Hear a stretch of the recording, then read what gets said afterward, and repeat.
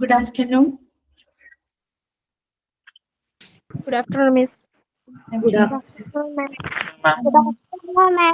Good afternoon, Miss. Good afternoon, Miss. എല്ലാവരും ഊണൊക്കെ കഴിച്ചോ? ഊണൊക്കെ കഴിച്ച എല്ലാവരും? Yes, Miss. ഓക്കെ. പിന്നെ ഞാനൊരു കാര്യം ചോദിക്കണമെന്ന് വിചാരിച്ചു. നിങ്ങൾക്ക് എന്റെ ക്ലാസ് ഫോളോ ചെയ്ത് പോകാൻ പറ്റുന്നില്ലേ? സ്പീഡ് എന്തെങ്കിലും കൂടുതലോ അങ്ങനെ എന്തെങ്കിലും ഞാൻ പറയുന്ന കാര്യങ്ങൾ മനസ്സിലാവാക്കി അങ്ങനെ എന്തെങ്കിലും ഉണ്ടോ നിങ്ങൾക്ക്? എന്തെങ്കിലും ഉണ്ടെങ്കിൽ ഡയറക്റ്റ് ആയിട്ട് പറയണോ കേട്ടോ. അതിനനുസരിച്ച് നമുക്ക് ക്ലാസ് അഡ്ജസ്റ്റ് ചെയ്യാം. ഓക്കെ, അങ്ങനെ എന്തെങ്കിലും ഉണ്ടെങ്കിൽ പറയണോ കേട്ടോ. ഓക്കെ, അങ്ങനെ എന്തെങ്കിലും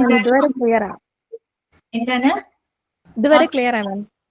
ക്ലിയർ ആണ്. ഓക്കെ, സ്പീഡിന്റെ വല്ല പ്രശ്നം തോന്നിയോ നിങ്ങൾക്ക്? സ്പീഡ് വല്ല കൂടുതലോ അങ്ങനെ എന്തെങ്കിലും? ഇല്ല മിസ്. ഇല്ല മിസ്. എന്തെങ്കിലും ഉണ്ടെങ്കിൽ എന്നോട് നേരിട്ട് പറയണം കേട്ടോ, ക്ലാസ്സിൽ പറയണം. അപ്പൊ നമുക്ക് അതിനനുസരിച്ച് ക്ലാസ്സുകൾ അഡ്ജസ്റ്റ് ചെയ്യാം കേട്ടോ. ഓക്കെ, ഞാൻ കുറച്ച് സ്ലോയിൽ തന്നെ എടുക്കാം. നിങ്ങൾക്ക് ടെക്സ്റ്റ് ബുക്ക് ഇല്ലാത്തതിന്റെ ഒരു ബുദ്ധിമുട്ടുണ്ടെന്ന് അറിയാം. അതുകൊണ്ടാണ് കേട്ടോ. പെട്ടെന്ന് തന്നെ ടെക്സ്റ്റ് ബുക്ക് കളക്ട് ചെയ്യാനായിട്ട് ശ്രമിക്കാം കേട്ടോ. ഓക്കെ, സ്റ്റാർട്ട് ചെയ്യാം കേട്ടോ. ക്ലാസ് നമുക്ക് സ്റ്റാർട്ട് ചെയ്യാം. നിങ്ങള് പഠിച്ചവരൊന്നും മ്യൂട്ട് ചെയ്ത് വെച്ചേ. എല്ലാവരും ഒന്ന് മ്യൂട്ട് ചെയ്ത് വെക്കണം കേട്ടോ. അതെ, ടെക്സ്റ്റ് ബുക്ക് ഇപ്പോഴാ കിട്ടിയത്. ഓക്കെ ഓക്കെ, കുഴപ്പമില്ല കുഴപ്പമില്ല. അപ്പൊ ഞാൻ എല്ലാവരും മ്യൂട്ട് ചെയ്യണം കേട്ടോ. അതായത് കഴിഞ്ഞ ദിവസം നമ്മൾ പഠിച്ച ഡിപ്പാർട്ട്മെന്റുകൾ അല്ലെ, നമ്മൾ ഡിഫറെന്റ് ഡിപ്പാർട്ട്മെന്റുകളാണ് കണ്ടുകൊണ്ടിരിക്കുന്നത്. അപ്പൊ കഴിഞ്ഞ ദിവസം നമ്മൾ പഠിച്ച ഡിപ്പാർട്ട്മെന്റുകൾ എന്ന് പറഞ്ഞാല് ഗൈനക്കോളജി ഡിപ്പാർട്ട്മെന്റ്, പിന്നെ ഒബ്സ്ട്രക്റ്റിക്സ് ഡിപ്പാർട്ട്മെന്റ്, പീഡിയാട്രിക്സ് ഡിപ്പാർട്ട്മെന്റ്, പിന്നെ ന്യൂറോളജി അല്ലെ, ന്യൂറോളജി, നെഫ്രോളജി, പിന്നെ ഏതായിരുന്നു nuclear medicine, oncology department, ophthalmology, orthopaedics. ഇത്രയും വരെയാണ് നമ്മൾ കഴിഞ്ഞ ക്ലാസ്സിൽ ഡിസ്കസ് ചെയ്തത് കേട്ടോ. ഓക്കെ, അതുവരെയുള്ള ഭാഗങ്ങളൊക്കെ നിങ്ങൾക്ക് ക്ലിയർ ആയെന്ന് ഞാൻ വിചാരിക്കുന്നു. അപ്പോ നെക്സ്റ്റ് ഭാഗം നമുക്ക് നോക്കാം. ഞാൻ ഓൾ മ്യൂട്ട് ചെയ്യണേ.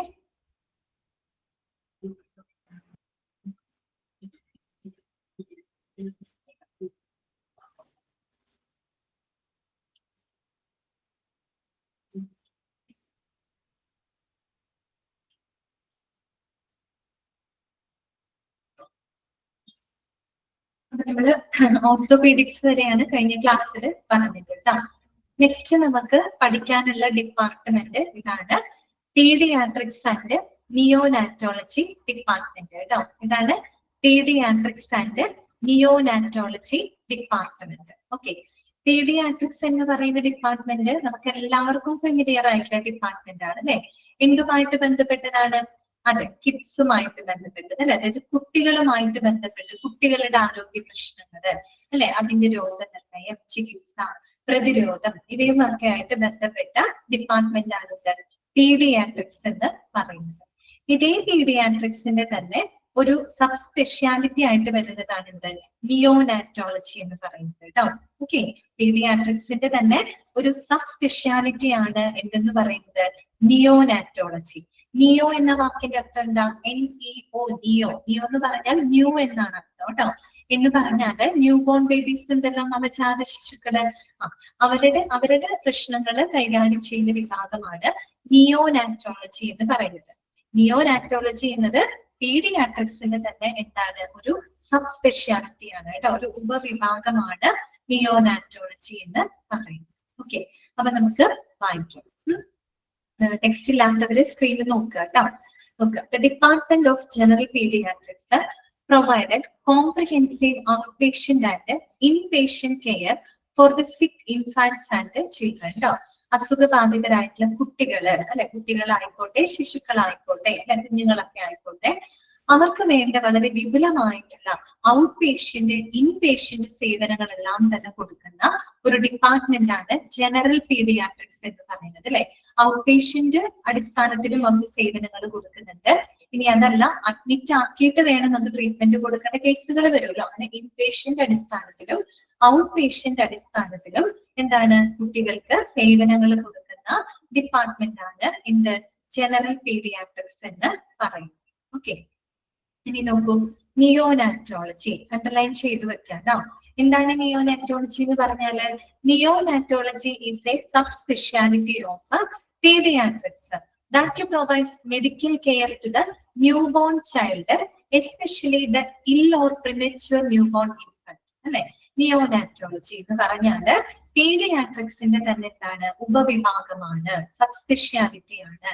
അത് വന്നിട്ട് നവജാത ശിശുക്കൾ, പ്രത്യേകിച്ച് എന്താണ് ഈ മാസം തികയാതൊക്കെ ഉണ്ടാകുന്ന കുഞ്ഞുങ്ങളൊക്കെ ഉണ്ടായിരിക്കുമല്ലോ, അതുപോലെ തന്നെ ജന്മനാ വൈകല്യങ്ങളൊക്കെ ആയിട്ട് ജനിക്കുന്ന കുഞ്ഞുങ്ങളൊക്കെ ഉണ്ടായിരിക്കും. അപ്പൊ അവർക്ക് വേണ്ട മെഡിക്കൽ പരിചരണം കൊടുക്കുന്ന വിഭാഗമാണ് നിയോനാറ്റോളജി എന്ന് പറയുന്നത് കേട്ടോ.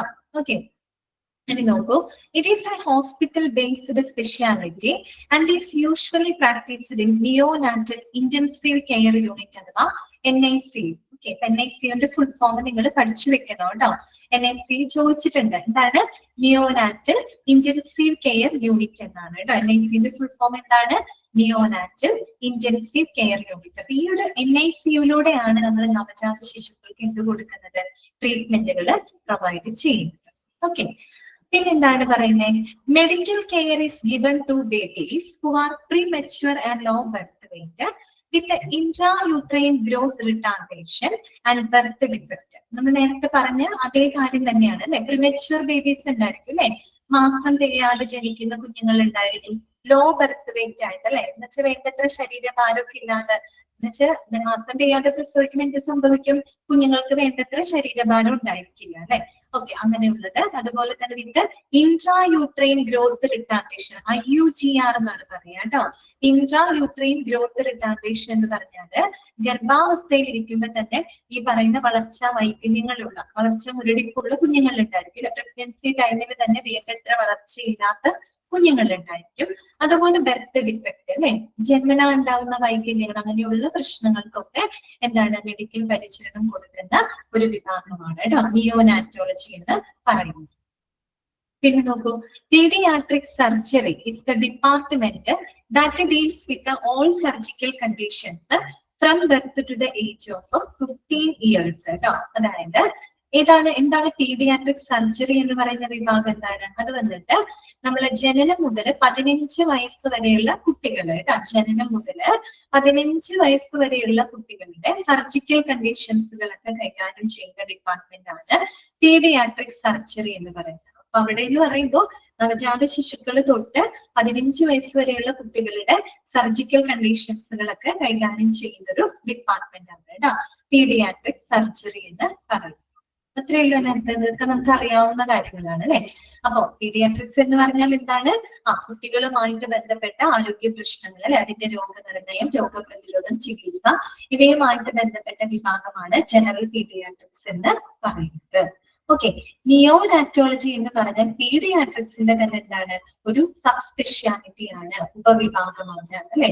ഇത് വന്നിട്ട് നവജാത ശിശുക്കൾക്ക്, പ്രത്യേകിച്ച് മാസം തികയാതെ അതുപോലെ വളർച്ചാ വൈകല്യങ്ങളുള്ള കുഞ്ഞുങ്ങൾക്കൊക്കെ പരിചരണം കൊടുക്കുന്ന പീഡിയാട്രിക്കിന്റെ സബ് സ്പെഷ്യാലിറ്റി വിഭാഗമാണ് നിയോനാറ്റോളജി എന്ന് പറയുന്നത്. അപ്പൊ അവരവരുടെ സർവീസ് എങ്ങനെയാണ് പ്രൊവൈഡ് ചെയ്യുന്നത്? NICയിലൂടെയാണ് അല്ലെ? അതായത് നിയോനാറ്റൽ ഇന്റൻസീവ് കെയർ യൂണിറ്റുകളിലൂടെയാണ് അവർ കുഞ്ഞുങ്ങൾക്ക് ആവശ്യമായിട്ടുള്ള പരിചരണങ്ങൾ കൊടുക്കുന്നത്. ഓക്കെ, പിന്നെ പീഡിയാട്രിക് സർജറി എന്ന് പറഞ്ഞാൽ എന്താണ്? ജനനം മുതൽ 15 വയസ്സ് വരെയുള്ള കുട്ടികളുടെ സർജിക്കൽ കണ്ടീഷൻസുകളെല്ലാം കൈകാര്യം ചെയ്യുന്ന വിഭാഗമാണ് പീഡിയാട്രിക് സർജറി എന്ന് പറയുന്നത്. ഓക്കെ ആണോ? മനസ്സിലായില്ലേ? എന്താ നിങ്ങൾക്ക് ക്ലിയർ അല്ലേ? ഓക്കെ, അടുത്തത് കേട്ടോ നെക്സ്റ്റ് ഡിപ്പാർട്ട്മെന്റിലോട്ട് നമുക്ക് പോവാം. അടുത്തതാണ് സൈക്യാട്രി ഡിപ്പാർട്ട്മെന്റ് കേട്ടോ. അറിയാലോ സൈക്യാട്രി ഡിപ്പാർട്ട്മെന്റ് എന്തായിരിക്കും? ഈ പറയുന്ന മാനസികമായിട്ടുള്ള പ്രശ്നങ്ങളൊക്കെ, വെല്ലുവിളികളൊക്കെ നേരിടുന്ന ആളുകൾക്ക് ട്രീറ്റ് ചെയ്യാനുള്ള ഡിപ്പാർട്ട്മെന്റ് ആണ് സൈക്യാട്രി ഡിപ്പാർട്ട്മെന്റ് എന്ന് പറയുന്നത് അല്ലെ? ഓക്കെ, അപ്പൊ നമുക്ക് വായിക്കാം. Psychiatry is the branch of medicine that deals with the diagnosis, treatment and prevention of emotional, behavioral. ഒരു മിനിറ്റ് ട്ടോ.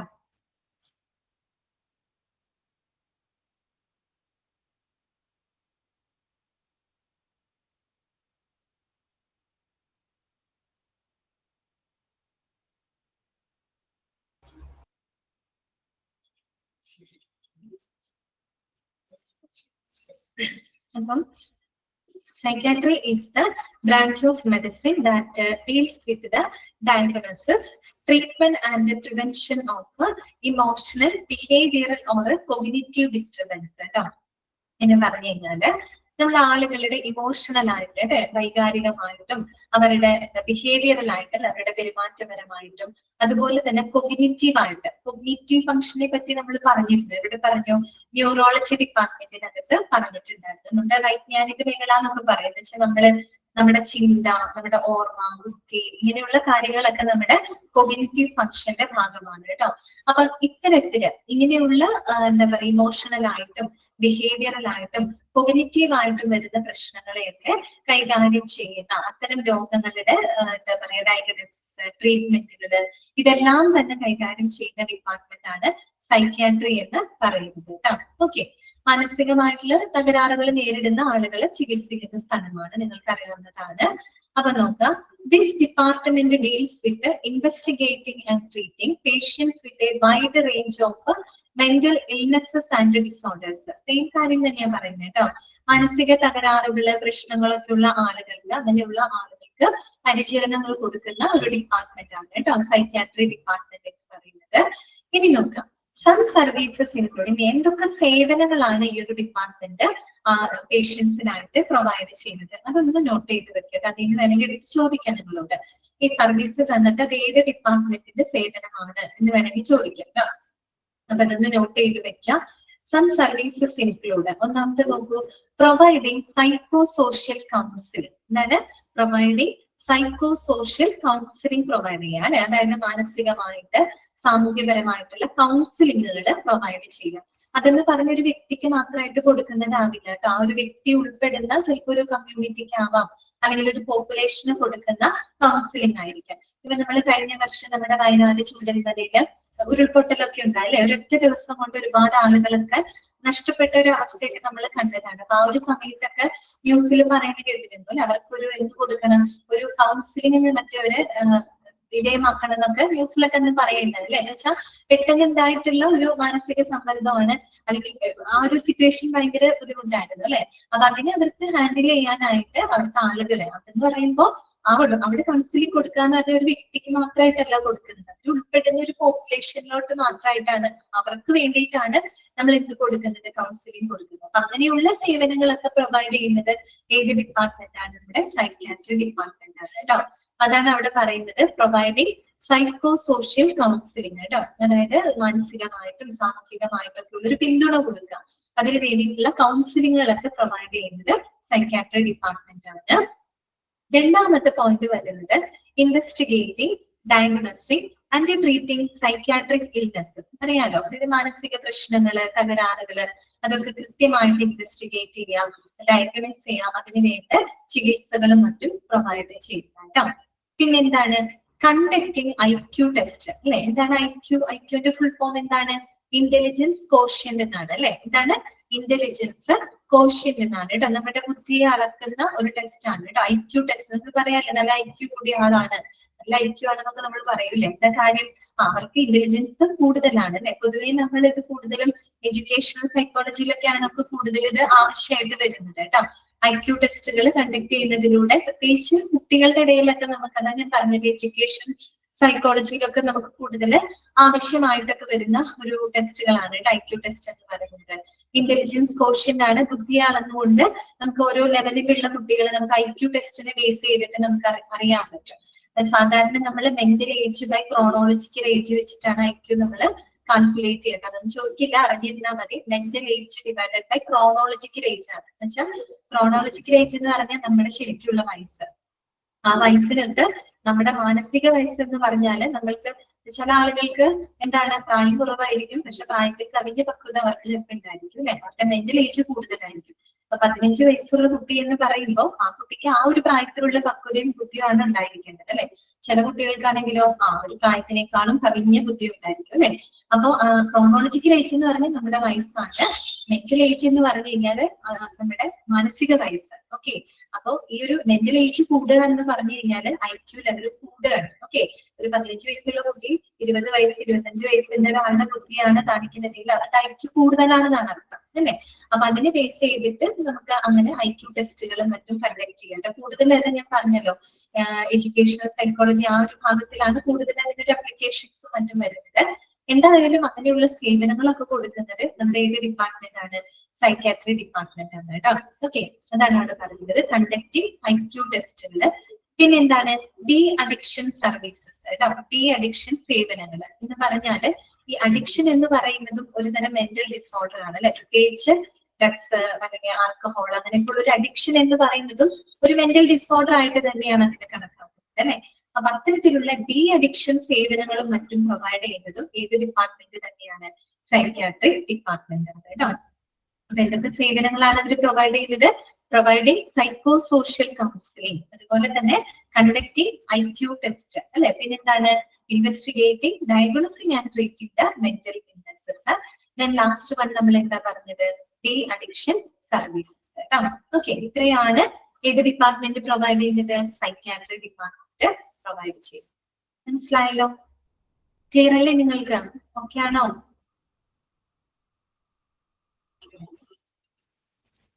അടുത്തത് കേട്ടോ, നെക്സ്റ്റ് ഡിപ്പാർട്ട്മെന്റ് എന്ന് പറയുന്നത് പൾമനോളജി ഡിപ്പാർട്ട്മെന്റ് ആണ് കേട്ടോ. ഏത് ഡിപ്പാർട്ട്മെന്റ് ആണ്? പൾമനോളജി. അറിയായിരിക്കും നിങ്ങൾക്ക് അല്ലെ. പൾമനോളജി എന്തുമായിട്ട് ബന്ധപ്പെട്ട ഡിപ്പാർട്ട്മെന്റ് ആണ്? എന്തുമായിട്ട് ബന്ധപ്പെട്ടതാണ്? ലങ്സ് ആണ് അല്ലെ. ശ്വാസകോശവുമായിട്ട് ബന്ധപ്പെട്ട ഡിപ്പാർട്ട്മെന്റ് ആണെന്ത്? പൾമനോളജി ഡിപ്പാർട്ട്മെന്റ് എന്ന് പറയുന്നത്. കറക്റ്റ് ആണ് കേട്ടോ. നീതു ലങ്സ് ആണ് കേട്ടോ. ലങ്സുമായിട്ട് ശ്വാസകോശവുമായിട്ട് ബന്ധപ്പെട്ട പ്രശ്നങ്ങളൊക്കെ കൈകാര്യം ചെയ്യുന്ന ഡിപ്പാർട്ട്മെന്റ് ആണെന്ത്? പൾമനോളജി എന്ന് പറയുന്നത് കേട്ടോ. ഓക്കെ, നമുക്ക് വായിക്കാം. Pulmonology is the medical specialty that deals with the diagnosis and treatment of diseases of lungs or respiratory system. അല്ലെ, നമ്മുടെ ശ്വസന വ്യവസ്ഥ അല്ലെ. നമ്മുടെ റെസ്പിറേറ്ററി സിസ്റ്റത്തിന്റെ മെയിൻ ആളാണ് ആര്? ലങ്സ് എന്ന് പറയുന്നത് അല്ലെ. അപ്പൊ ഇത്തരത്തിൽ നമ്മുടെ ശ്വസന വ്യവസ്ഥ ശ്വാസകോശവുമായിട്ടൊക്കെ ബന്ധപ്പെട്ട അസുഖങ്ങളുടെ രോഗനിർണയം, ചികിത്സ, പ്രതിരോധം ഇവയൊക്കെ കൈകാര്യം ചെയ്യുന്ന department that is called pulmonology department കേട്ടോ. ഇനി പൾമനോളജി ഡിപ്പാർട്ട്മെന്റിനെ പറയുന്ന മറ്റു പേരുകൾ എന്തൊക്കെയാണ്? അത് നിങ്ങൾ നോട്ട് ചെയ്ത് വെക്കണം കേട്ടോ. ചിലപ്പോൾ പൾമനോളജിന്ന് മാത്രമായിരിക്കില്ല തരാം, വേറെ വല്ല പേരൊക്കെ ചോദിക്കും. അപ്പൊ നിങ്ങൾക്ക് കിട്ടണം. എന്തൊക്കെയാണ്? It is also known as റെസ്പിറോളജി. എന്നൊക്കെ പറയാ? റെസ്പിറോളജി അല്ലെങ്കിൽ respiratory medicine or chest medicine. ഈ മൂന്ന് പേരുകളും പറയും. ഇതൊക്കെയാണ് റെസ്പിറോളജി. റെസ്പിറേഷൻ എന്ന് പറഞ്ഞാൽ എന്താണ്? ശ്വസനമാണ് ഉദ്ദേശിക്കുന്നത് കേട്ടോ. അപ്പൊ റെസ്പിറോളജി അല്ലെങ്കിൽ റെസ്പിറേറ്ററി മെഡിസിൻ അല്ലെങ്കിൽ ചെസ്റ്റ് മെഡിസിൻ. ഓക്കെ, എന്തുകൊണ്ട് ചെസ്റ്റ്? കാരണം നമ്മുടെ ചെസ്റ്റിന്റെ ഭാഗത്താണ് അല്ലെ ആരിയിരിക്കുന്നത്? നമ്മുടെ ലങ്സ് ഇരിക്കുന്നത്. അങ്ങനെ ചിന്തിച്ചാണ് കേട്ടോ. അപ്പൊ ചെസ്റ്റ് മെഡിസിൻ. ഓക്കെ, ഈ മൂന്ന് പേരുകളാണ് അതിന് പറയുന്നത് കേട്ടോ. ഓക്കെ, ഇതൊക്കെയാണ് പൾമനോളജി, റെസ്പിറോളജി, റെസ്പിറേറ്ററി മെഡിസിൻ അഥവാ ചെസ്റ്റ് മെഡിസിൻ എന്ന് പറയുന്നത് കേട്ടോ. ഇനി നോക്കാം. It deals with the common diseases like allergy, bronchitis, lung cancer, etc. അല്ലെ. അതായത് ലങ്സിന് വരുന്ന അസുഖങ്ങളാണ് അല്ലെ. അലർജിക് പ്രോബ്ലംസ്, അലർജിക് ആസ്മ അങ്ങനെയൊക്കെയുള്ള പ്രോബ്ലംസ് വരില്ല. അതുപോലെ ബ്രോങ്കൈറ്റിസ് അല്ലെ. നമ്മുടെ ഈ ശ്വസന നാളികളിലൊക്കെ കഫം കെട്ടി നിന്നിട്ട് നമുക്ക് ശരിയായ വണ്ണം നമുക്ക് എന്ത് ചെയ്യാൻ പറ്റില്ല? ബ്രീത്ത് ചെയ്യാനായിട്ട് പറ്റാത്തൊരു അവസ്ഥ അല്ലെ, ബ്രോങ്കൈറ്റിസ്. അതുപോലെ തന്നെ ലങ് ക്യാൻസർ അല്ലെ, ശ്വാസകോശ അർബുദം അങ്ങനെയുള്ള പ്രശ്നങ്ങളൊക്കെ ഈ ഒരു ഡിപ്പാർട്ട്മെന്റിലാണ് അത്തരം ചികിത്സാ സേവനങ്ങളൊക്കെ പ്രൊവൈഡ് ചെയ്യുന്നത് കേട്ടോ. ഇനി നോക്കുക. Pulmonologist are specially trained in disease and conditions of the chest, particularly pneumonia, asthma, tuberculosis and complicated chest infection കേട്ടോ. അവരെന്താ നമ്മൾ പറയാ? പൾമനോളജി വിഭാഗത്തിൽ സ്പെഷ്യലൈസ്ഡ് ആയിട്ടുള്ള വ്യക്തിനെ നമ്മൾ എന്താ പറയാ? പൾമനോളജിസ്റ്റ് എന്നാണ് പറയുക അല്ലെ. ഓക്കെ, പൾമനോളജിസ്റ്റ് അവര് ഇങ്ങനെയുള്ള കണ്ടീഷൻസ്, അത് ചെസ്റ്റ് ഇൻഫെക്ഷൻ, വളരെ സിവിയർ ആയിട്ടുള്ള ചെസ്റ്റ് ഇൻഫെക്ഷൻസ് വരിക, പ്രത്യേകിച്ച് ന്യൂമോണിയ. ന്യൂമോണിയ ഏത് അവയവത്തിനെയാണ് ബാധിക്കുന്നത്? നമ്മുടെ ശ്വാസകോശത്തിനെ ബാധിക്കുന്ന അസുഖമാണ് അല്ലെ ന്യൂമോണിയ എന്ന് പറയുന്നത്. വൈറൽ ന്യൂമോണിയ ഉണ്ട്, ബാക്ടീരിയൽ ന്യൂമോണിയ ഉണ്ട് കേട്ടോ. പിന്നെ അതുപോലെ തന്നെ ആസ്മ അല്ലെ. ആസ്മ ദാറ്റ് മീൻസ് ശ്വാസമുട്ടലാണ്. ട്യൂബർകുലോസിസ് അല്ലെ, TB, ക്ഷയരോഗം അല്ലെ. ക്ഷയരോഗം ഏത് അവയവത്തിനെ ബാധിക്കുന്നത്? നമ്മുടെ ലങ്സിനെയാണ് ബാധിക്കുന്നത് അല്ലെ. അതുപോലെ തന്നെ വളരെ സങ്കീർണമായിട്ടുള്ള ചെസ്റ്റ് ഇൻഫെക്ഷൻസുകളെല്ലാം തന്നെ അങ്ങനെയുള്ള പ്രശ്നങ്ങളെല്ലാം കൈകാര്യം ചെയ്യുന്നതിന് മാർക്ക് ചെയ്തോ കേട്ടോ. മാർക്ക് ചെയ്ത് വെച്ചോ കേട്ടോ. അപ്പൊ ഇങ്ങനെയുള്ള പ്രശ്നങ്ങളൊക്കെ കൈകാര്യം ചെയ്യുന്നതിൽ സ്പെഷ്യലൈസ്ഡ് ആയിട്ടുള്ള ഡോക്ടേഴ്സിനെയാണ് നമ്മൾ പൾമനോളജിസ്റ്റ് എന്ന് പറയുന്നത് കേട്ടോ. അത്രയുള്ള പഠിക്കാൻ. സിമ്പിൾ അല്ലേ? ഓക്കെ. അപ്പൊ പ്രത്യേകം ഓർക്കാട്ടോ, ന്യൂമോണിയ അല്ലെങ്കിൽ ആസ്മ ചിലപ്പോൾ നിങ്ങൾക്ക് അസുഖം തരും, എന്നിട്ട് നിങ്ങളോട് ചോദിക്കും ഇത് ഏത് ഡിപ്പാർട്ട്മെന്റിലാണ് ഈ ഒരു അസുഖങ്ങൾക്കുള്ള ചികിത്സ കൊടുക്കുന്നതിന് നമുക്കത് കണക്ട് ചെയ്യാൻ പറ്റുന്നു കേട്ടോ. അപ്പൊ ന്യൂമോണിയ, ആസ്മ, ബ്രോങ്കൈറ്റിസ്, TB, ക്ഷയരോഗം ഇതൊക്കെ ഏതിനെ ബാധിക്കുന്നത്? നമ്മുടെ ലങ്സിനെയാണ് ബാധിക്കുന്നത്, ശ്വാസകോശത്തിനെയാണ് ബാധിക്കുന്നത്. അപ്പൊ ശ്വാസകോശവുമായിട്ട് ബന്ധപ്പെട്ട വിഭാഗം പൾമണോളജി ആണെന്നുള്ളത് നിങ്ങൾക്ക് മനസ്സിലാക്കണം കേട്ടോ. ഓക്കെ, എത്രയും ഓക്കെ ആണല്ലോ? ക്ലിയർ അല്ലേ? നിങ്ങൾക്ക് എന്തെങ്കിലും ഡൗട്ട് ഉണ്ടെങ്കിൽ ചോദിക്കണം കേട്ടോ.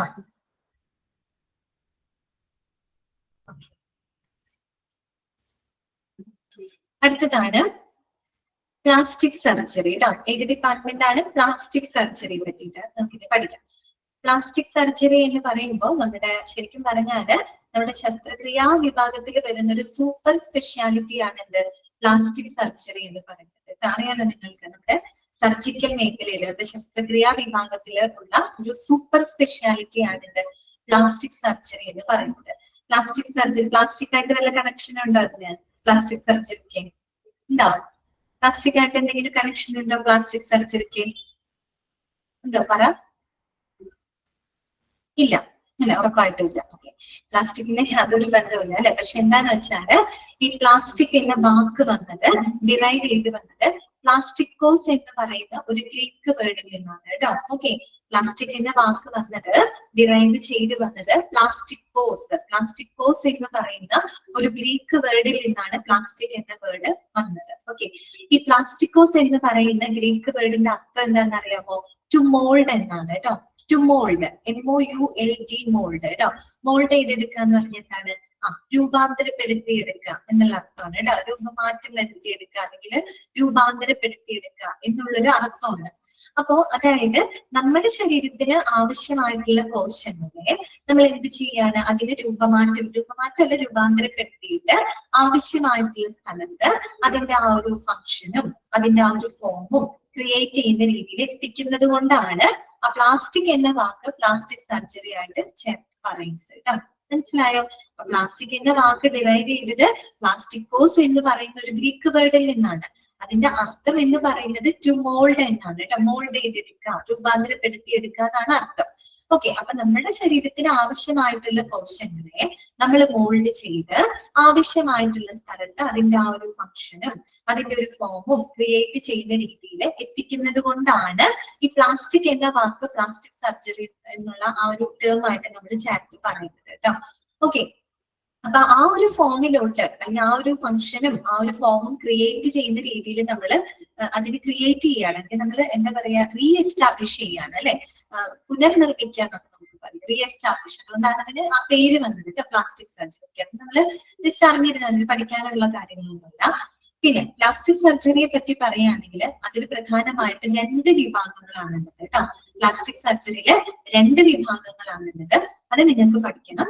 ഒന്നാമത്തത് റീകൺസ്ട്രക്റ്റീവ് പ്ലാസ്റ്റിക് സർജറി, രണ്ടാമത്തത് കോസ്മെറ്റിക് സർജറി. ഇതൊക്കെയാണ് പ്ലാസ്റ്റിക് സർജറിയില് 2 വിഭാഗങ്ങളാണുള്ളത്. ഒന്ന് റീകൺസ്ട്രക്റ്റീവ് പ്ലാസ്റ്റിക് സർജറി, രണ്ടാമത്തത് കോസ്മെറ്റിക് സർജറി. ഓക്കെ, നമുക്ക് ജസ്റ്റ് വായിക്കാം കേട്ടോ. Plastic surgery, it is a surgical specialty in medicine that focuses on the surgical repair of defects of form or function. അതൊന്ന് underline ചെയ്തിരിക്കുന്നു കേട്ടോ.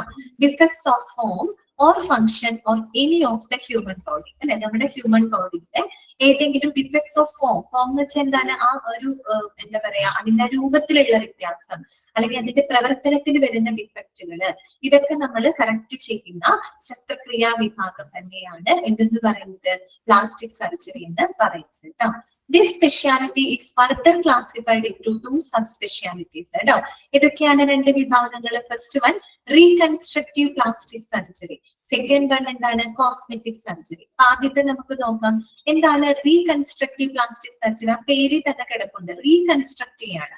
Reconstruct ചെയ്യാന്ന് വെച്ചാൽ എന്താ? പുനർനിർമ്മിക്കുക എന്നുള്ള അർത്ഥമാണ്. പ്രത്യേകിച്ച് നമുക്ക് പറയുകയാണെങ്കിൽ ഇപ്പം ജന്മന ഉണ്ടാകുന്ന ചില വൈകല്യങ്ങള്, അല്ലെങ്കിൽ ഇപ്പം നമ്മൾ ഈ പരിക്ക് പറ്റിയിട്ടൊക്കെ ഉണ്ടാകുന്ന പ്രശ്നങ്ങളുണ്ടല്ലോ, ഡിഫക്റ്റുകള്, പരിക്ക് പറ്റി വരുന്ന വൈകല്യങ്ങള്, പിന്നെ ചില ശരീരഭാഗങ്ങളൊക്കെ മുറിഞ്ഞു പോവുക, അതുപോലെ പൊള്ളലേറ്റിട്ടുണ്ടാകുന്ന പ്രശ്നങ്ങൾ, ഡിഫക്റ്റുകള്, പൊള്ളലേറ്റതിന് ശേഷം ഉണ്ടാകുന്ന ഡിഫക്റ്റുകള്, പിന്നെ നമ്മൾ ഈ സർജറിയിലൂടെ ഒക്കെ വരുന്ന ചില ഡിഫക്റ്റുകൾ, പ്രത്യേകിച്ച് നമ്മൾ ക്യാൻസർ പോലെയുള്ള എന്താ പറയാ അസുഖങ്ങളൊക്കെ വരുമ്പോ ചില ശരീരഭാഗങ്ങൾ നമുക്ക് മുറിച്ചു മാറ്റേണ്ടതായിട്ടൊക്കെ വരും അല്ലെ. അപ്പൊ അങ്ങനെയൊക്കെ വരുന്ന ഡിഫക്റ്റുകളെ കറക്റ്റ് ചെയ്യുന്നതിന് വേണ്ടിയിട്ട് നമ്മൾ ഉപയോഗിക്കുന്ന ഒരു സർജറിയാണ് റീകൺസ്ട്രക്റ്റീവ് പ്ലാസ്റ്റിക് സർജറി. ആ ഒരു പഴയൊരു ഫോമിലോട്ട്, പഴയ ഫോമിലേക്ക് പൂർണ്ണമായിട്ടല്ല എങ്കിലും പഴയൊരു ഫോമിലേക്ക് റീകൺസ്ട്രക്ട് ചെയ്യാനുണ്ട്, പുനർനിർമ്മിക്കാൻ, റീ എസ്റ്റാബ്ലിഷ് ചെയ്യുന്നത് കൊണ്ടാണ് അതിന്റെ പേര് അങ്ങനെ വന്നത്, റീകൺസ്ട്രക്റ്റീവ് പ്ലാസ്റ്റിക് സർജറി.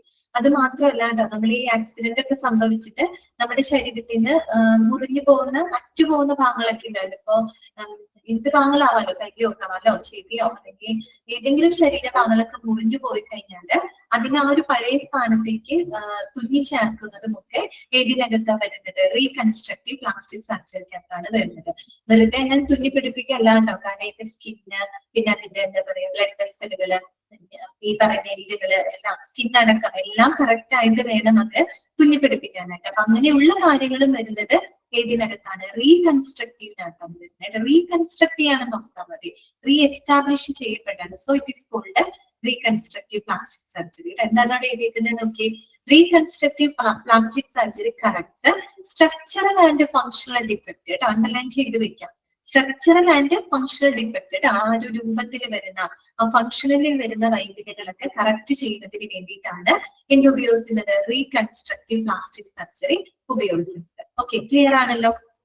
രണ്ടാമത്തെയാണ് എന്ത്, കോസ്മെറ്റിക് സർജറി. പേര് നമുക്ക് കേൾക്കുമ്പോൾ മനസ്സിലാവും അല്ലെ. കോസ്മെറ്റിക് സർജറി എന്തിനാണ്, ഭംഗി കൂട്ടുന്നതിന് വേണ്ടിയിട്ട് ചെയ്യുന്നതാണ് കേട്ടോ. ഭംഗി കുറയ്ക്കുക അല്ലെ, ഭംഗി കൂട്ടുന്നതിന് വേണ്ടിയിട്ട് ചെയ്യുന്നതാണ് കോസ്മെറ്റിക് സർജറി. പ്രത്യേകിച്ച് നമ്മുടെ ഫിലിം മേഖല അല്ലെ, ഫിലിം സ്റ്റാറുകൾ ഇവരൊക്കെ ചെയ്യുന്നത് എന്താണ്, കോസ്മെറ്റിക് സർജറികളാണ് അവർ ചെയ്യുന്നത് അല്ലെ. നമുക്ക് പല രീതിയിൽ ഇപ്പൊ ഒരുപാട് നൂതനമായിട്ടുള്ള കോസ്മെറ്റിക് സർജറികളൊക്കെ നമുക്ക് ചെയ്യാനായിട്ട് പറ്റും. ഷേപ്പ് തന്നെ നമുക്ക് മാറ്റാനായിട്ട് പറ്റും. നിങ്ങൾ മൈക്കിൾ ജാക്സൺ ഓർത്താൽ മതി, നല്ല ടിപ്പിക്കൽ എക്സാമ്പിൾ ആണ് കോസ്മെറ്റിക് സർജറി ചെയ്തതിന്. കാരണം എന്താന്ന് വെച്ച് കഴിഞ്ഞാല് അവിടെ നമുക്ക് ഇപ്പൊ ഒരുപാട് ടൈപ്പ് ഉണ്ട് കോസ്മെറ്റിക്. ഇപ്പൊ നമ്മുടെ ഫേസിലാണെങ്കിൽ ബോട്ടോക്സ്, അതുപോലെ തന്നെ നമ്മുടെ കൺപോളകളൊക്കെ ഉയർത്താൻ ബ്ലിഫാറോപ്ലാസ്റ്റി, പിന്നെ നമ്മുടെ മൂക്കിൽ ചെയ്യുന്നുണ്ട് റൈനോപ്ലാസ്റ്റി. അതൊക്കെ അറിയാലോ നിങ്ങൾക്ക്, മിക്ക നടന്മാരൊക്കെ ചെയ്യുന്നുണ്ട് കേട്ടോ. മൂക്കിന്റെ ഷേപ്പ് ഒക്കെ മാറ്റം. നമ്മുടെ നിങ്ങൾ പണ്ടത്തെ ഈ സിനിമ കണ്ടിട്ടില്ലേ, കുറെ പേരുണ്ട്, ശ്രീദേവിനെ അറിയില്ലേ, ശ്രീദേവി മരിച്ചുപോയത്, അവരുടെ പഴയ മൂക്ക് നിങ്ങൾ കണ്ടിട്ടുണ്ട്, അത് ഉരുണ്ടിരിക്കുന്ന മൂക്കായിരുന്നു. അതന്നെ ഫേസ് ലിഫ്റ്റ് അതന്നെ. അപ്പൊ അത് പിന്നീട് സർജറിയിലൂടെ മൂക്കിലൊക്കെ ചെയ്യുന്നതിന് നമ്മൾ റൈനോപ്ലാസ്റ്റി എന്നാണ് പറയുക കേട്ടോ. അതുപോലെ തന്നെ ഫേസ് ലിഫ്റ്റ്, മുറിച്ചോട്, ഇങ്ങനെയുള്ള കാര്യങ്ങളൊക്കെ നമുക്ക് കറക്റ്റ് ചെയ്യാനായിട്ട് പറ്റും കേട്ടോ. അതുപോലെ വയറിൽ ചെയ്യുന്ന കോസ്മെറ്റിക് സർജറി, ഇപ്പൊ വയറ് തൂങ്ങിക്കിടക്കുന്ന വയറൊക്കെ അതിന്റെ ഫാറ്റൊക്കെ എടുത്ത് മാറ്റി ടമ്മി ടമ്മി ടക്ക് എന്നൊക്കെ പറഞ്ഞിട്ടുള്ള അങ്ങനെയൊക്കെ ഒരുപാട് പുതിയ ടേംസുകളൊക്കെ യൂസ് ചെയ്യുന്നുണ്ട്. അത്തരത്തിലുള്ള കോസ്മെറ്റിക് സർജറികളൊക്കെ ഉണ്ട് കേട്ടോ. ഓക്കെ ഓക്കെ ഐഷ, നയൻതാര മാത്രമല്ല കുറെ പേര് ചെയ്തിട്ടുണ്ട് കേട്ടോ. ഓക്കെ, കോസ്മെറ്റിക് സർജറി സാമന്ത എന്നൊക്കെ പറഞ്ഞ നടി അവരൊക്കെ ചെയ്തിട്ടുണ്ട് അല്ലെ. അവരുടെ പഴയ സിനിമയിൽ കാണുന്ന പോലെ ഇപ്പോഴത്തെ വ്യത്യാസമുണ്ട്. അതിലാവട്ടെ ഇങ്ങനെയൊക്കെയാണ് അവർ ചെയ്യുന്നത്. അപ്പൊ cosmetic surgery enhances the appearance of the body through medical and surgical procedures. Okay, appearance of the body. Underline ചെയ്ത് വെക്കാം, through medical and surgical procedures. That is called a cosmetic surgery. Clear ആയോ പറഞ്ഞത്? അപ്പൊ plastic surgery രണ്ട് വിഭാഗമാണുള്ളത്. Reconstructive plastic surgery ഉണ്ട്, അതുപോലെ തന്നെ cosmetic surgery ഉണ്ട് കേട്ടോ. റീകൺസ്ട്രക്ട് ചെയ്യാന്ന് പറയുമ്പോൾ സ്ട്രക്ചറൽ ഓർ ഫങ്ഷണൽ ഡിഫക്റ്റുകളാണ് അത് കറക്റ്റ് ചെയ്യുന്നത്. കോസ്മെറ്റിക് എന്ന് പറയുമ്പോൾ that enhances the appearance of the body. ഭംഗി കൂട്ടാൻ നോക്കാം. That is called cosmetic surgery. നിങ്ങൾക്ക് അറിയാവുന്ന കാര്യമാണ്. ക്ലിയർ ആണെന്ന് വിചാരിക്കുന്നത് കേട്ടോ. അടുത്തത് ലാസ്റ്റ് ഔട്ട് പേഷ്യന്റ് ഡിപ്പാർട്ട്മെന്റ് ആണ് നമ്മൾ പറയുന്നത്. യൂറോളജി ആൻഡ് ആൻഡ്രോളജി ഡിപ്പാർട്ട്മെന്റ് കേട്ടോ. ഇത് ഡിപ്പാർട്ട്മെന്റ് ആണ് യൂറോളജി ആൻഡ് ആൻഡ്രോളജി ഡിപ്പാർട്ട്മെന്റ് കേട്ടോ. പേര് കേൾക്കുമ്പോൾ നമുക്ക് അറിയാൻ പറ്റും അല്ലെ. യൂറോളജി എന്ന് പറയുമ്പോൾ എന്തായിരിക്കും, യൂറിനറി ട്രാക്ട് സിസ്റ്റവുമായിട്ട് ബന്ധപ്പെട്ട പ്രശ്നങ്ങളൊക്കെ കൈകാര്യം ചെയ്യുന്ന ഡിപ്പാർട്ട്മെന്റ് ആണ് എന്ത്, യൂറോളജി ഡിപ്പാർട്ട്മെന്റ് എന്ന് പറയുന്നത്. ഓക്കെ, നോക്കാം. പിന്നെ ആൻഡ്രോളജി അതിന്റെ കൂടെ തന്നെ പറയുന്നതാണ് കേട്ടോ. The branch of medicine that focuses on the surgical and the medical diseases of the male and female urinary tract system and male reproductive organs. കാരണം നമ്മൾ ആൻഡ്രോളജി പറഞ്ഞു. ആൻഡ്രോളജി എന്ന് പറഞ്ഞാല് മെയിൽ റീപ്രൊഡക്റ്റീവ് സിസ്റ്റവുമായിട്ട് ബന്ധപ്പെട്ട പ്രശ്നങ്ങളൊക്കെ കൈകാര്യം ചെയ്യുന്ന വിഭാഗമാണ് കേട്ടോ. ഇത് ആൻഡ്രോളജി. ഇപ്പൊ നമ്മൾ സ്ത്രീകൾക്ക് ഗൈനക്കോളജി പറഞ്ഞില്ലേ, സ്ത്രീകളുടെ ഫീമെയിൽ റീപ്രൊഡക്റ്റീവ് സിസ്റ്റവുമായിട്ട് ബന്ധപ്പെട്ട പ്രശ്നങ്ങൾ കൈകാര്യം ചെയ്യുന്നത് ഗൈനക്കോളജി ആണെങ്കിൽ, മെയിൽ റീപ്രൊഡക്റ്റീവ് സിസ്റ്റവുമായിട്ട് ബന്ധപ്പെട്ട പ്രശ്നങ്ങൾ കൈകാര്യം ചെയ്യുന്നത് ഏതാണ്? അത് ആൻഡ്രോളജി എന്നാണ് പറയുക കേട്ടോ. എന്താണ് പറയുക? ആൻഡ്രോളജി ഡിപ്പാർട്ട്മെന്റ് എന്നാണ് പറയുക.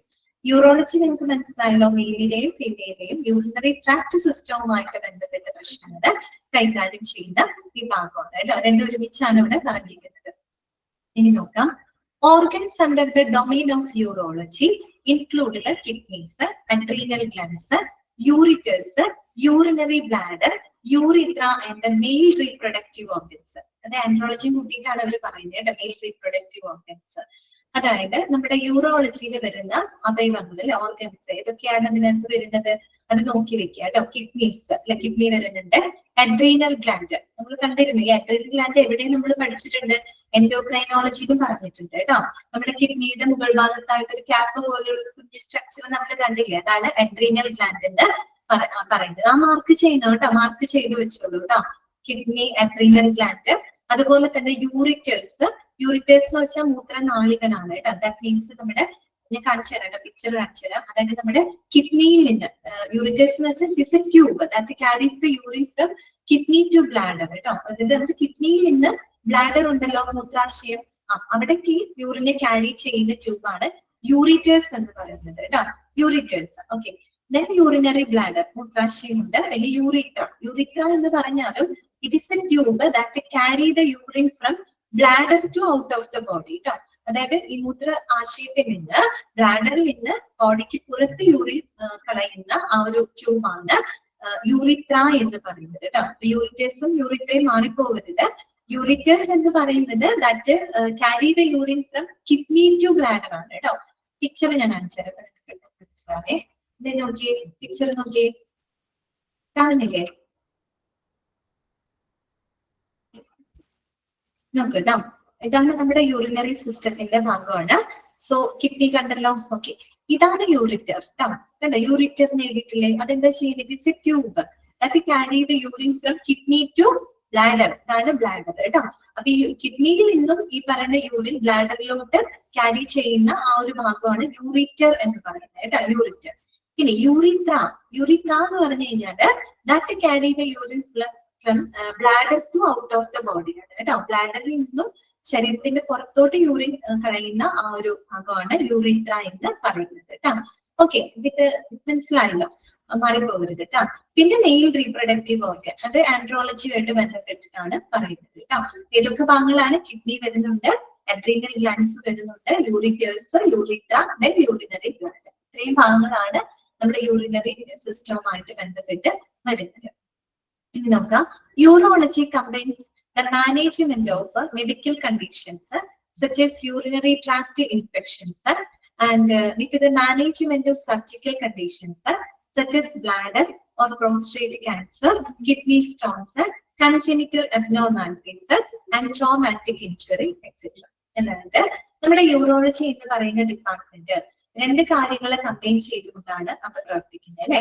ഒന്ന് ഈ പറയുന്ന യൂറിനറി ട്രാക്ട് ഇൻഫെക്ഷൻസുമായിട്ട് ബന്ധപ്പെട്ട മെഡിക്കൽ കണ്ടീഷൻസിനും അതുപോലെ തന്നെ പല വിധത്തിലുള്ള സർജിക്കൽ കണ്ടീഷൻസ്, സർജറി ആവശ്യമായിട്ട് വരുന്ന കണ്ടീഷൻ എന്ന് ബ്ലാഡർ ഓർ പ്രോസ്ട്രേറ്റ് ക്യാൻസർ അല്ലെ. പ്രോസ്ട്രേറ്റ് ഗ്രന്ഥിയെ പറ്റി കേട്ടിട്ടുണ്ടായിരിക്കും. അത് പുരുഷന്മാരുടെ റീപ്രൊഡക്റ്റീവ് സിസ്റ്റവുമായിട്ട് ബന്ധപ്പെട്ട് വരുന്ന ഒരു ഓർഗനാണ് കേട്ടോ, പ്രോസ്ട്രേറ്റ് എന്ന് പറയുന്നത്.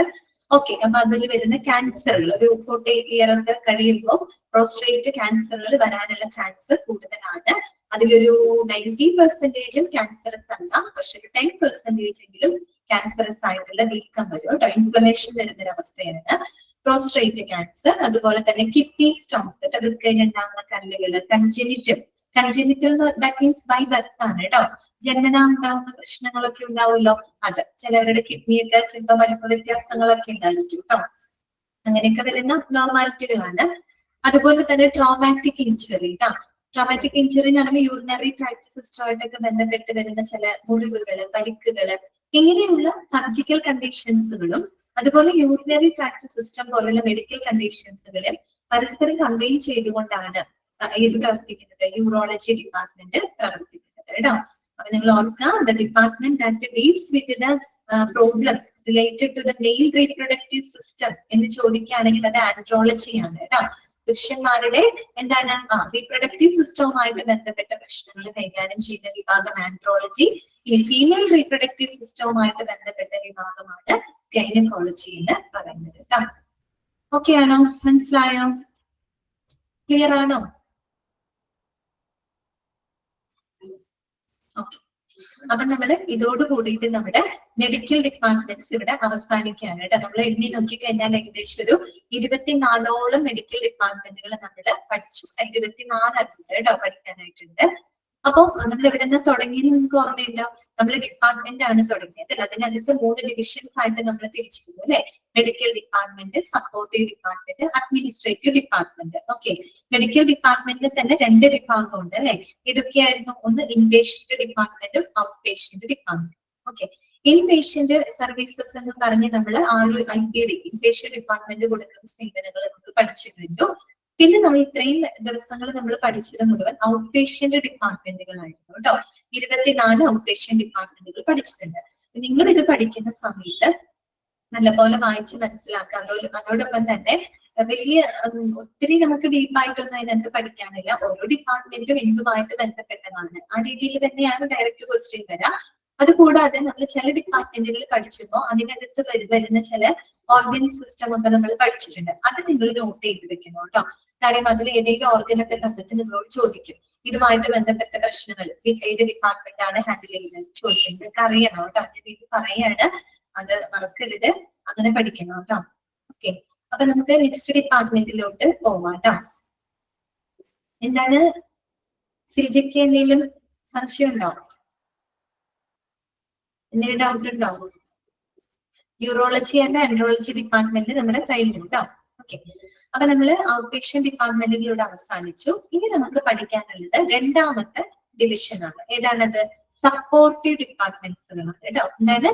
സപ്പോർട്ടീവ് ഡിപ്പാർട്ട്മെന്റുകളാണ് എന്ന് പറഞ്ഞാൽ ഇത്രയും നേരം നമ്മൾ മെഡിക്കൽ ഡിപ്പാർട്ട്മെന്റ് പറഞ്ഞു. ഈ മെഡിക്കൽ ഡിപ്പാർട്ട്മെന്റുകൾക്ക് ആവശ്യമായിട്ടുള്ള കൺജെനിറ്റൽ എന്ന് പറഞ്ഞു കഴിഞ്ഞാല് ഞാൻ പറഞ്ഞു ബൈ ബർത്ത് ആണ്, ജന്മനാ ഉണ്ടാകുന്ന പ്രശ്നങ്ങളാണ്. ഓക്കെ. ജന്മനാ ഉണ്ടാകുന്ന വൈകല്യങ്ങൾ കേട്ടോ. അതേ മനു ഞാൻ പറഞ്ഞല്ലോ നിങ്ങൾക്ക് ഡിസ്ക്രിപ്റ്റീവ് അല്ല കേട്ടോ. എക്സാം ഒബ്ജക്റ്റീവ് ടൈപ്പ് ക്വസ്റ്റ്യൻസ് ആണ് കേട്ടോ. അപ്പൊ എളുപ്പമാണ് നിങ്ങൾക്ക്. നിങ്ങളിത് ഇങ്ങനെ ഡിസ്ക്രിപ്റ്റീവ് ആകുമ്പോഴല്ലേ നമുക്ക് ഇങ്ങനെ ഒരുപാട് വായിക്കേണ്ടത്. അങ്ങനെയല്ല, ഒബ്ജക്റ്റീവ് ടൈപ്പ് ആണ്. അപ്പൊ നിങ്ങൾ ടെക്സ്റ്റ് നല്ലപോലെ വായിക്കുക കേട്ടോ. ഓരോ കാര്യങ്ങളും വ്യക്തമായിട്ട് വായിച്ച് മനസ്സിലാക്കി വെച്ചാൽ മതി. ജസ്റ്റ് ഓപ്ഷൻ കണ്ട് ഐഡന്റിഫൈ ചെയ്യാം. ഇത്രയുള്ള ടാസ്ക് വരുന്നുള്ളൂ കേട്ടോ. ഓക്കെ. ഒബ്ജക്റ്റീവ് ആണ് കേട്ടോ.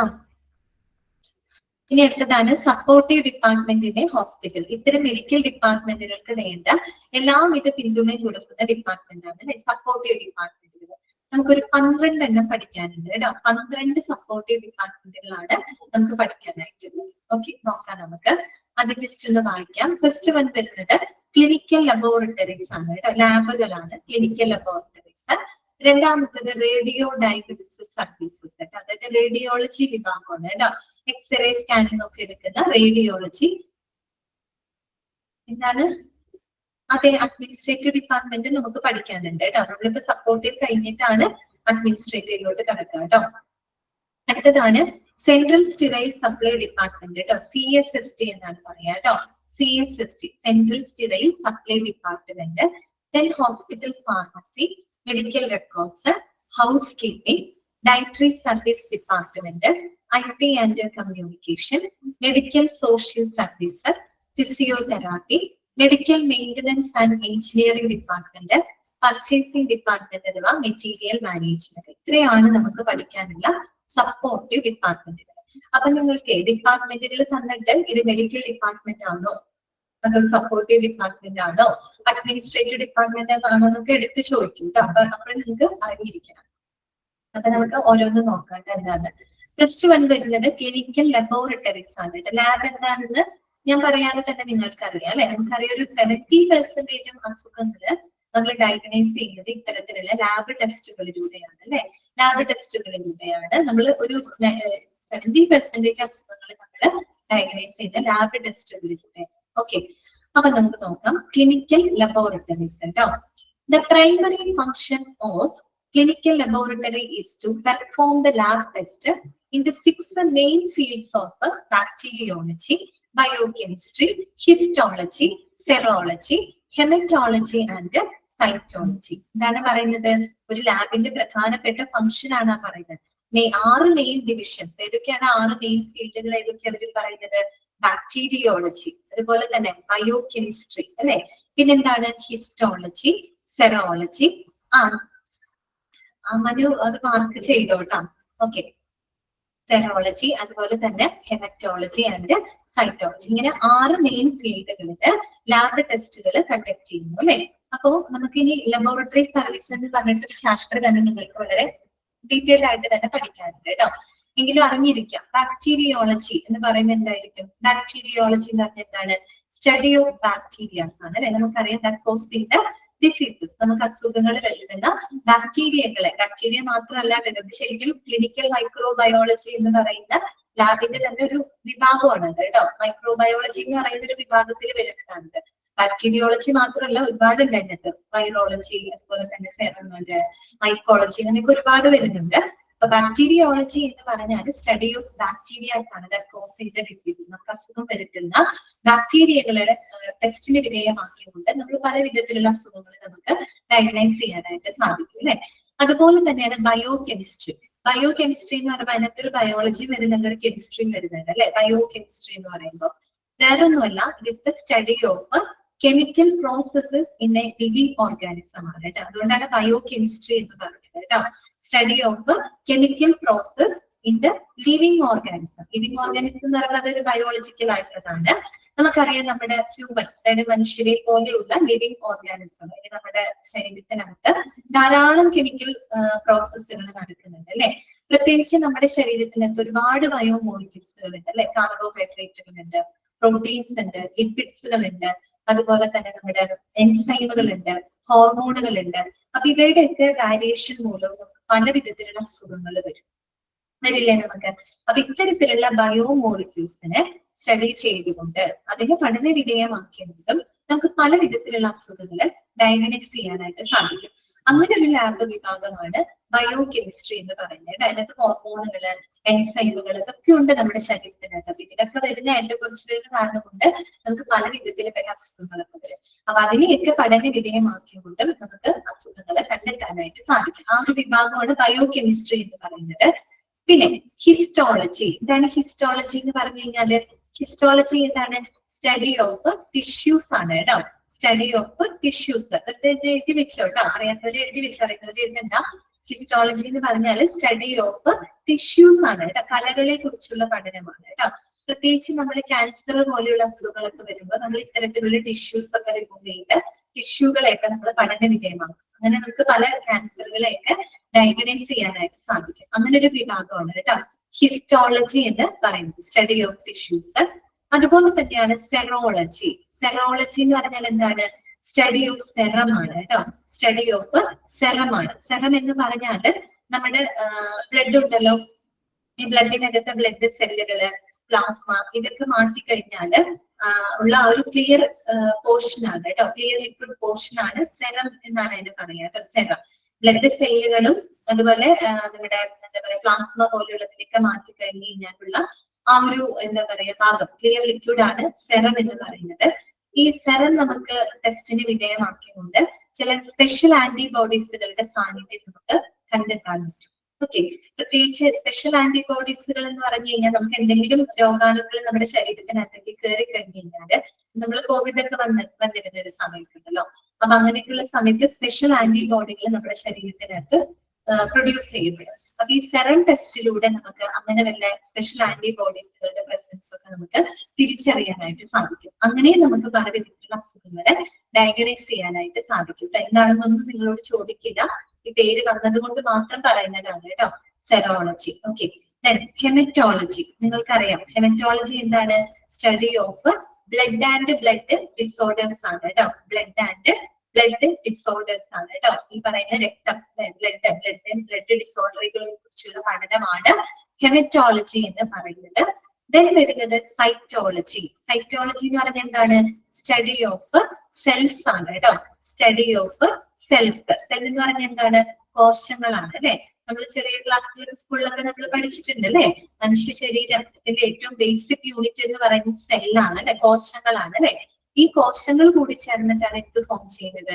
നമ്മൾ നേരത്തെ പറഞ്ഞ ടിഷ്യൂസ് ഫോം ചെയ്യുന്നത്, കലകൾ അല്ലെ. കോശങ്ങളുടെ ഏറ്റവും ബേസിക് യൂണിറ്റ് എന്ന് പറയുന്നത് ഇത്തരം കോശങ്ങൾ കൂടി ചേർന്നിട്ടാണ് എന്ത് ഫോം ചെയ്യുന്നത്? ടിഷ്യൂ ഫോം ചെയ്യുന്നത്. ടിഷ്യൂവിനെ കുറിച്ചുള്ള പഠനം ഹിസ്റ്റോളജി ആണെങ്കിൽ സെല്ലുകളെ കുറിച്ചുള്ള പഠനത്തിനെയാണ് നമ്മൾ സൈറ്റോളജി എന്ന് പറയുന്നത് കേട്ടോ. അപ്പൊ ഈ പറയുന്ന bacteriology, biochemistry, histology, serology, haematology, cytology ഇങ്ങനെയുള്ള ഡിവിഷൻ, ഇങ്ങനെയുള്ള ഫീൽഡുകളിൽ ലാബ് ടെസ്റ്റുകൾ കണ്ടക്ട് ചെയ്യുക എന്നുള്ളതാണ് ഈ ഒരു ഡിപ്പാർട്ട്മെന്റിന്റെ പ്രധാനപ്പെട്ട ഫംഗ്ഷൻ. ഓക്കെ, ഇനി നോക്കൂ. Assist medical staff in making and confirming diagnosis in the treatment and prevention of disease. അപ്പൊ ഈ ഒരു രീതിയിൽ ലാബ് ടെസ്റ്റുകളൊക്കെ കണ്ടക്ട് ചെയ്തിട്ട് കൃത്യമായിട്ട് നമ്മൾ രോഗം ഡയഗ്നൈസ് ചെയ്യാൻ ട്രീറ്റ്മെന്റുകളൊക്കെ പ്രൊവൈഡ് ചെയ്തുകൊണ്ടാണ് ഈ ഒരു ഡിപ്പാർട്ട്മെന്റ് മെഡിക്കൽ സ്റ്റാഫുകളെ അസിസ്റ്റ് ചെയ്യുന്നത് അല്ലെ. അപ്പൊ ആ ഒരു രീതിയിലാണ് അവര് സപ്പോർട്ട് ചെയ്യുന്നത്. ഓക്കെ, അറിയാലോ. അപ്പൊ ക്ലിനിക്കൽ ലബോറട്ടറി എന്താണ് മനസ്സിലായെന്ന് വിചാരിക്കുന്നു. ലാബ് ഒരു എന്താണ്? ഒരു സപ്പോർട്ടീവ് ഡയഗ്നോസ്റ്റിക്സ് ഡിപ്പാർട്ട്മെന്റ് ആണ് കേട്ടോ. ഒരു സപ്പോർട്ടീവ് ഡയഗ്നോസ്റ്റിക് ഡിപ്പാർട്ട്മെന്റ് ആണ് എന്ത്? ക്ലിനിക്കൽ ലബോറട്ടറി എന്ന് പറയുന്നത്. ഓക്കെ ആണോ? മനസ്സിലായോ?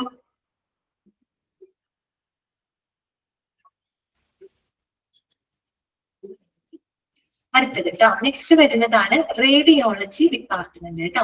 റേഡിയോളജി എന്ന് പറയുമ്പോൾ നമ്മുടെ ഇതല്ലേ, എക്സ്റേ സ്കാൻ ഒക്കെ നമ്മൾ എടുക്കില്ലേ, CT scan, MRI scan, X-ray ഒക്കെ എടുക്കുന്ന ആ ഒരു വിഭാഗം. അതും എന്താണ്?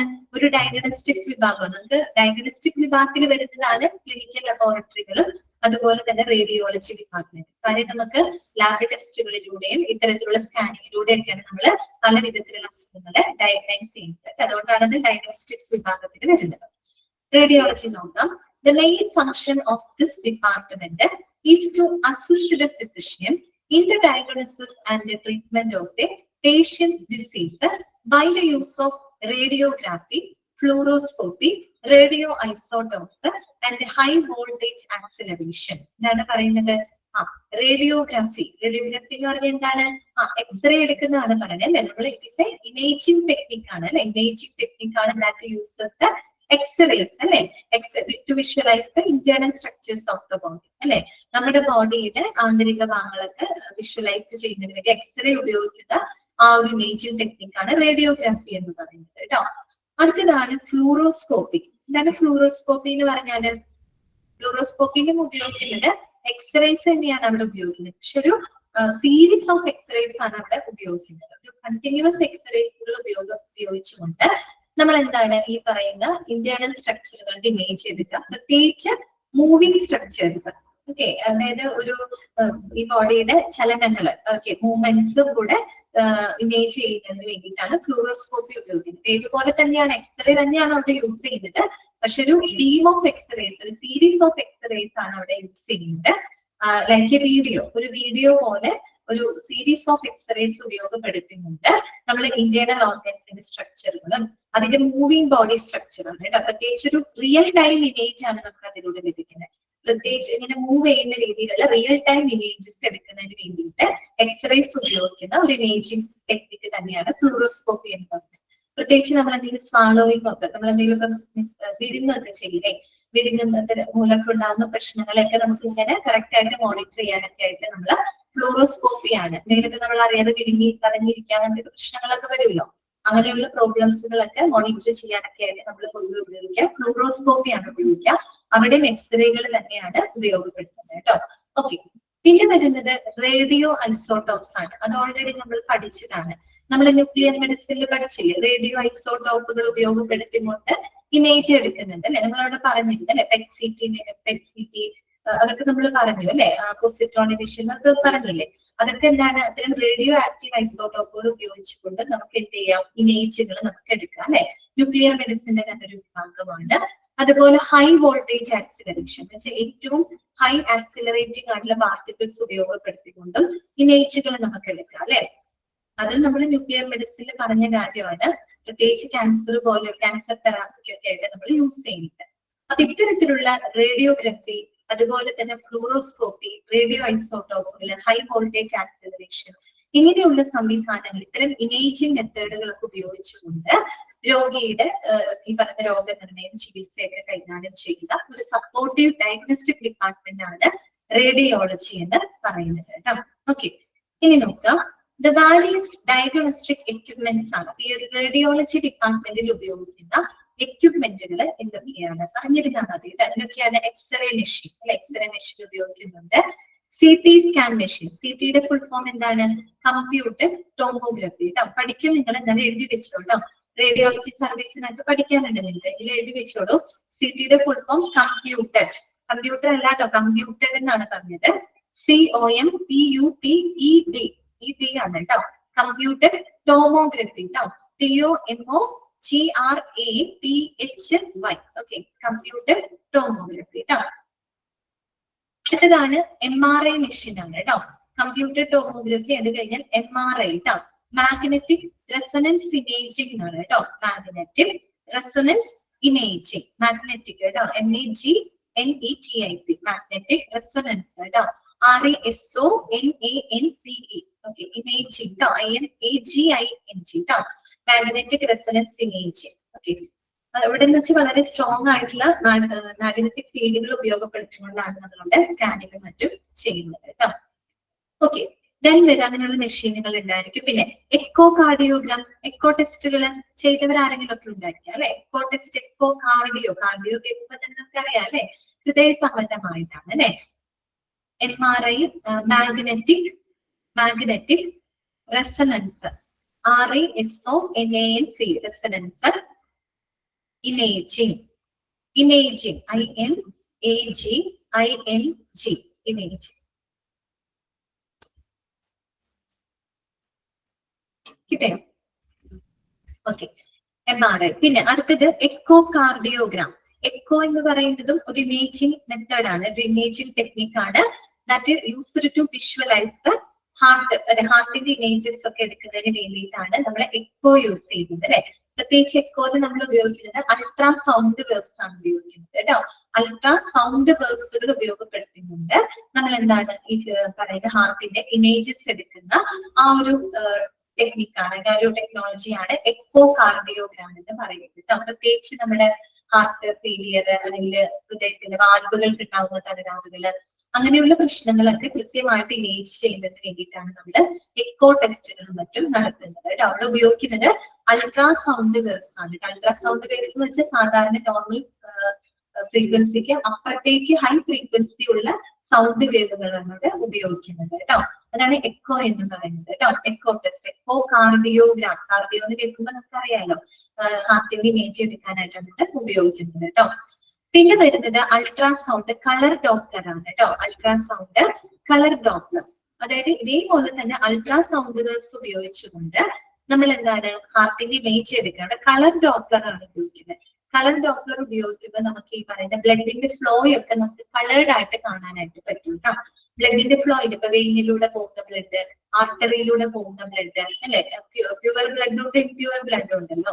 അപ്പൊ അതിന്റെയൊക്കെ ഫ്ലോ നമുക്ക് കറക്റ്റ് ആയിട്ട് കളേർഡ് ആയിട്ട് നമുക്ക് കാണാനായിട്ട് സാധിക്കും കേട്ടോ. അപ്പൊ സംഭവം അൾട്രാസൗണ്ട് വേവ്സ് തന്നെ ഉപയോഗപ്പെടുത്തുന്നുണ്ട്. ബ്ലഡിന്റെ ഫ്ലോ, ബ്ലഡിന്റെ ഡയറക്ഷൻ, ഇതൊക്കെ കളേർഡ് ആയിട്ട് കാണുന്ന ഒരു സംവിധാനമാണ്. അങ്ങനെയുള്ള ഒരു ഇമേജിംഗ് ടെക്നിക്കാണ് അൾട്രാസൗണ്ട് കളർ ഡോപ്ലർ എന്ന് പറയുന്നത്. ഓക്കെ, ക്ലിയർ ആയോ? അപ്പൊ ഇത്തരം മെഷീനുകളൊക്കെ ഏത് ഡിപ്പാർട്ട്മെന്റിലാണ്? റേഡിയോളജി ഡിപ്പാർട്ട്മെന്റിലുണ്ട് കേട്ടോ. എക്സ്റേ മെഷീനുകള്, CT കേട്ടോ, കമ്പ്യൂട്ടർ ടോമോഗ്രഫി, MRI കേട്ടോ, magnetic resonance imaging, echocardiogram, ultrasound colour Doppler, ഇങ്ങനെയുള്ള എക്യുപ്മെന്റ്സുകളെല്ലാം തന്നെ ഏത് ഡിപ്പാർട്ട്മെന്റിലുണ്ട്? റേഡിയോളജി ഡിപ്പാർട്ട്മെന്റിനകത്ത് ഉണ്ട്. ഓക്കെ, 6 ഡിപ്പാർട്ട്മെന്റ് നിങ്ങൾക്ക് മനസ്സിലായെന്ന് വിചാരിക്കുന്നു കേട്ടോ. മൂന്നാമത്തെ ഡിപ്പാർട്ട്മെന്റ് ആണ് CSST കേട്ടോ. ഇതാണ് CSST, central sterile supply department കേട്ടോ. Central sterile supply department. Sterile എന്ന് കേൾക്കുമ്പോൾ തന്നെ നമുക്ക് ഓർക്കാൻ പറ്റും, സ്റ്റെറിലൈസ് ചെയ്യുന്ന, അണുവിമുക്തമാക്കി സൂക്ഷിക്കുന്ന ഡിപ്പാർട്ട്മെന്റ് ആണ് കേട്ടോ. നോക്കുക, this department is in charge of keeping all the instruments used in the hospital clean and sterilized to avoid the spreading of infections throughout the hospital. Underline ചെയ്ത് വെച്ചാട്ടോ. എന്താണ്? This department is in charge of keeping all the instruments used in the hospital clean and sterilized to avoid the spreading of infection throughout the hospital. നമ്മുടെ ഹോസ്പിറ്റലിലെ ഒരു അണുവ്യാപനം നിയന്ത്രിക്കുന്നതിന് വേണ്ടിയിട്ട് നമ്മൾ ഹോസ്പിറ്റലിൽ ഉപയോഗിക്കുന്ന എക്യുപ്മെന്റുകള്, അതുപോലെ തന്നെ സർജിക്കൽ ഇൻസ്ട്രുമെന്റ്സുകളൊക്കെ ഉണ്ടല്ലോ, അതൊക്കെ വളരെ വൃത്തിയായിട്ടും അണുവിമുക്തമാക്കി സൂക്ഷിക്കുന്നതിന് റെസ്പോൺസിബിൾ ആയിട്ടുള്ള ഡിപ്പാർട്ട്മെന്റ് ആണ് CSST എന്ന് പറയുന്നത്. പേരിൽ തന്നെ ഉണ്ട് അല്ലെ, സെൻട്രൽ സ്റ്റെറൈൽ സപ്ലൈ ഡിപ്പാർട്ട്മെന്റ് ആണ് അല്ലെ. കാര്യം നമുക്കറിയാം, നിങ്ങൾ നോസോകോമിയൽ ഇൻഫെക്ഷനെ പറ്റിയൊക്കെ പഠിക്കുന്നുണ്ട്. ഹോസ്പിറ്റലിൽ നിന്ന് നമുക്ക് ഒത്തിരി ഇൻഫെക്ഷൻസ് ഒക്കെ വരാൻ ചാൻസ് ഉണ്ട്. അപ്പൊ ഈ പറയുന്ന ഹോസ്പിറ്റലിൽ ഉപയോഗിക്കുന്ന എല്ലാ എക്യുപ്മെന്റുകളും ഇൻസ്ട്രുമെന്റുകളൊക്കെ അണുവിമുക്തമാക്കി സൂക്ഷിക്കുന്നതിന് അതിന് വേണ്ടി തന്നെ പ്രവർത്തിക്കുന്ന ഒരു ഡിപ്പാർട്ട്മെന്റ് ആണ് കേട്ടോ. സ്റ്റെറിലൈസ് ചെയ്യാനായിട്ട് റെസ്പോൺസിബിൾ ആയിട്ടുള്ള ഡിപ്പാർട്ട്മെന്റ് ആണ് CSST എന്ന് പറയുന്നത് കേട്ടോ. They follow a strict procedure for sterilizing medical and surgical instruments. അപ്പൊ ഇത്തരത്തിലുള്ള മെഡിക്കൽ സർജിക്കൽ ഇൻസ്ട്രുമെന്റ്സുകളൊക്കെ അണുവിമുക്തമാക്കി സൂക്ഷിക്കുന്ന കൃത്യമായിട്ടുള്ള പ്രൊസീജിയറുകളൊക്കെ ഫോളോ ചെയ്യുന്നുണ്ട് കേട്ടോ. എന്ന് പറഞ്ഞാൽ കൃത്യമായിട്ടുള്ള പോളിസി അല്ലെങ്കിൽ പ്രൊസീജിയറുകൾ ഫോളോ ചെയ്തുകൊണ്ടാണ് അവർ ഇങ്ങനെയുള്ള സർജിക്കൽ ഇൻസ്ട്രുമെന്റ്സ് മറ്റും സ്റ്റെറിലൈസ് ചെയ്യുന്നവര് സൂക്ഷിക്കുന്നത് കേട്ടോ. ഓക്കെ ആണോ? അപ്പൊ നമ്മൾ 3 സപ്പോർട്ടീവ് ഡിപ്പാർട്ട്മെന്റുകളാണ് ഇന്നത്തെ ക്ലാസ്സിൽ നമ്മൾ പറഞ്ഞത് കേട്ടോ. ഒന്ന് ലാബാണ്, രണ്ടാമത്തത് റേഡിയോളജി, മൂന്നാമത്തത് CSST. ലാബ് നിങ്ങൾക്ക് മനസ്സിലായല്ലോ, മെയിൻ ആയിട്ടുള്ള 6 ഡിവിഷൻ, നമ്മൾ 6 ഫീൽഡുകൾ പറഞ്ഞു. അതിനകത്ത് ലാബ് ടെസ്റ്റുകൾ കണ്ടക്ട് ചെയ്യുന്ന ഡിപ്പാർട്ട്മെന്റ് ആണ്. റേഡിയോളജി എന്ന് പറയുന്നത് അവിടെ റേഡിയോഗ്രാഫി, ഫ്ലൂറോസ്കോപ്പി, അങ്ങനെ റേഡിയോ ഐസോട്ടോപ്സുകളൊക്കെ ഉപയോഗപ്പെടുത്തിക്കൊണ്ട് ഇമേജിംഗ് ടെക്നിക്കുകളാണ് റേഡിയോളജി ഡിപ്പാർട്ട്മെന്റിനകത്ത് വരുന്നത്. പിന്നെ CSST എന്ന് പറഞ്ഞു കഴിഞ്ഞാല് നമ്മുടെ ഹോസ്പിറ്റലിൽ മൊത്തം അണുവിമുക്തമാക്കി സൂക്ഷിക്കുന്നതിന് അല്ലെ, അണുവ്യാപനം നിയന്ത്രിക്കുന്നതിന് വേണ്ടിയിട്ട് അവിടെയുള്ള എക്യുപ്മെന്റ്സുകളും അതുപോലെ തന്നെ ഇൻസ്ട്രുമെന്റുകളും സ്റ്റെറിലൈസ് ചെയ്ത് സൂക്ഷിക്കുന്നതിന് റെസ്പോൺസിബിൾ ആയിട്ടുള്ള ഡിപ്പാർട്ട്മെന്റ് ആണ് CSST. ഫുൾ ഫോം പഠിച്ചു വെക്കുന്നുണ്ടോ, central sterile supply department. Okay, അടുത്തത് നമുക്ക് നെക്സ്റ്റ് ക്ലാസ്സിൽ പറയാം. കണ്ടിന്യൂ ചെയ്യാണ് ഇന്നത്തെ ക്ലാസ്സിൽ. നിങ്ങൾക്ക് എന്തെങ്കിലും ഡൗട്ട് ഉണ്ടെങ്കിൽ ചോദിക്കാം.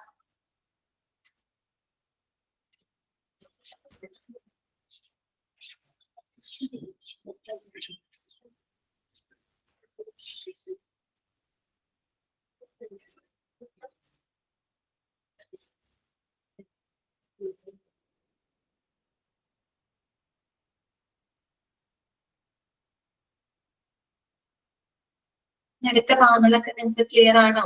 എടുത്ത കാര്യങ്ങളൊക്കെ നിങ്ങൾക്ക് മനസ്സിലായോ? ഹിസ്റ്റോളജി എന്ന് പറഞ്ഞാല് സ്റ്റഡി ഓഫ് ടിഷ്യൂസ് ആണ് കേട്ടോ. ടിഷ്യൂ ആണ്, ടിഷ്യൂ എന്ന് വെച്ചാൽ കലകളാണ് കേട്ടോ.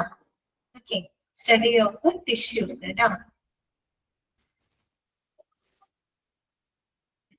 പ്രധാനമായിട്ടും നമ്മൾ ക്യാൻസർ ഒക്കെ വരില്ലേ, ക്യാൻസറിന്റെ സ്ക്രീനിങ് ടെസ്റ്റ് ഒക്കെ നടത്തുന്നതിന് വേണ്ടിയിട്ട് നമ്മൾ ഇങ്ങനെയുള്ള ടിഷ്യൂസ് ഒക്കെ കളക്ട് ചെയ്ത് ലാബ് ടെസ്റ്റിന് വിധേയമാക്കാറുണ്ട് കേട്ടോ. അതുപോലെ തന്നെയാണ് സെല്ലുകൾ. ഓക്കെ, നമ്മൾ സെല്ലുകളെയൊക്കെ പരിശോധിച്ചുകൊണ്ട് നമുക്ക് പല ക്യാൻസർ പോലുള്ള സ്ക്രീനിങ് ടെസ്റ്റുകളൊക്കെ നടത്താനായിട്ട് പറ്റും കേട്ടോ. കമ്പ്യൂട്ടഡ് ടോമോഗ്രഫി കേട്ടോ, CT, കമ്പ്യൂട്ടഡ് COMPUTED ആണ് കേട്ടോ. കമ്പ്യൂട്ടർ അല്ല, computed TED, computed tomography TOMOGRAPH കേട്ടോ, കമ്പ്യൂട്ടർ ടോമോഗ്രഫി. ഇനി നിങ്ങളിത് റേഡിയോളജി സർവീസ് എന്ന് പറഞ്ഞിട്ട് ഒരു ചാപ്റ്റർ നിങ്ങൾക്ക് പഠിക്കാനുണ്ട്. അതിനകത്ത് വരും കേട്ടോ, ഈ പറയുന്ന കാര്യങ്ങളൊക്കെ അതിനകത്ത് വരും.